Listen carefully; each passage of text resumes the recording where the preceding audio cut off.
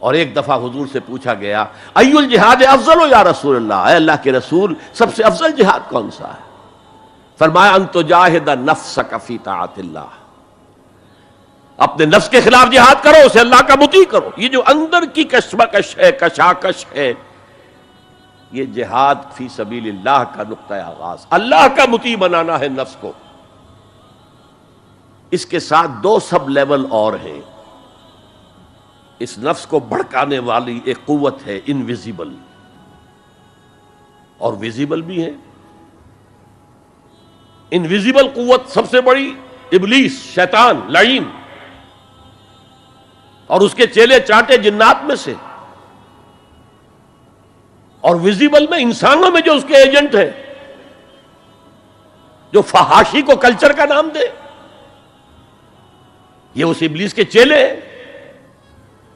ان کے خلاف جہاد نہیں کریں گے آپ، اگر آپ ان کے خلاف ایگریسو ایٹیٹیوڈ اختیار نہیں کریں گے تو آپ ان کے دباؤ میں آ جائیں گے۔ ان الشیطان لکم عدوا فاتخذوہ عدوا، اے لوگوں یہ شیطان تمہارا دشمن ہے، اس کو اپنا دشمن سمجھو۔ وہ تمہیں سبز باغ دکھاتا ہے، بدی کو مزین کر کے دکھاتا ہے، اچھے اچھے نام اس کے رکھ دیتا ہے، اور تمہیں آمادہ کرتا ہے بدی کے ارتکاب پر۔ نہیں، وہ تمہارا دشمن ہے۔ افتتخذونہ وذریتہ اولیاء من دونی، تم مجھے چھوڑ کر اسے اور اس کے چیلے چانٹوں کو تم اپنا دوست بناتے ہو۔ نہیں، شیطان کے خلاف جنگ کرو۔ اور تیسرا اس پر سب لیول کیا ہے؟ معاشرہ اگر بگڑا ہوا ہے، اس کا عمومی رجحان برائی کی طرف ہے، تو سوشل پریشرز آپ کو ادھر دھکیلتے ہیں۔ جیسے کہ اگر کوئی موب جا رہا ہے تو اس کے ساتھ چلنا تو بہت آسان ہے، وہ خود ہی آپ کو دھکیلتا ہوا لے جائے گا۔ اس کے خلاف چلنا بہت مشکل کام۔ ہو سکتا ہے آپ بڑی زور لگا کے 4 قدم آگے بڑھیں، پھر کوئی ریلا آئے 10 قدم پیچھے لے جائے۔ تب دو ہی راستے ہیں، زمانہ بات و سازت تو بعد زمانہ بے ساز، یا تو پیسو معاملہ ہے، زمانہ تمہارے ساتھ سازگاری نہیں کرتا، چھوڑو تم زمانے کے ساتھ سازگاری اختیار کر لو، چلو تم ادھر کو ہوا ہو جدھر کی۔ ایک یہ ہے کہ نہیں، زمانہ بات و سازت تو بعد زمانہ ستیس، زمانہ اگر تمہارے ساتھ سازگاری نہیں کر رہا تو زمانے سے جنگ کرو، لڑو، ریزسٹ کرو۔ تو 3 جہاد ہو گئے فرسٹ لیول کے، 3 سب لیولز۔ نفس امارہ، اڈ، لیبیڈو، نفس حیوانی کے خلاف جہاد، اس کو بھڑکانے والے، وسوسہ اندازی کرنے والے، اس میں پھونکے مارنے والے، شیطان اور اس کی ذریت مانوی اور ذریت نسلی، جنات اور انسانوں میں جو اس کے ایجنٹ ہیں، ان کے خلاف جہاد، معاشرے کے خلاف ایک اسٹرگل۔ اب یہ 3 جہاد آپ نے کر لیے، اللہ توفیق دے ہم میں سے ہر ایک کو، تو اب یہ جہاد آپ کے جسم سے باہر نکلے گا، خارج میں آئے گا۔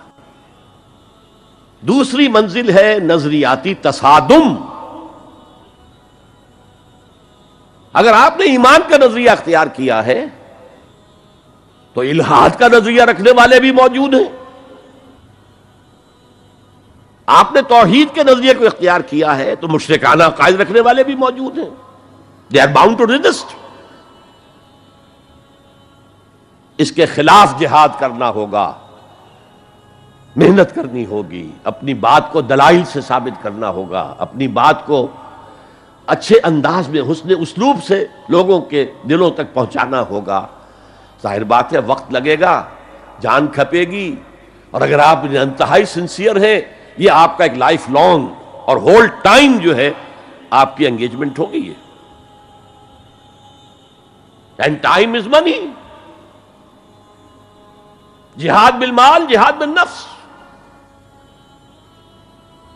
یہ ہے دعوت و تبلیغ کہہ لیں اسے، اپنے نظریات کو پھیلانا کہہ لیں۔ آخر مارکسسٹ نے اپنے نظریات کو پھیلایا، پہلے پیور فلسفی کی سطح پر ٹاپ انٹلیکچوئلز کو دنیا کے انہیں پوزیس کیا، اس کے بعد ادب کے ذریعے سے، ڈراموں کے ذریعے سے، شاعری کے ذریعے سے، افسانوں کے ذریعے سے وہ فکر جو تھا، طبقاتی شعور، کلاس کانشسنس کا شعور پیدا کیا، اور ہوتے ہوتے یہاں تک کہ ریڑی والے کے زبان پر بھی لفظ آ گیا استحصال۔ او اتنا ثقیل عربی لفظ، استحصال کر رہے ہیں یہ سارا کام یوں ہی تو نہیں ہو گیا۔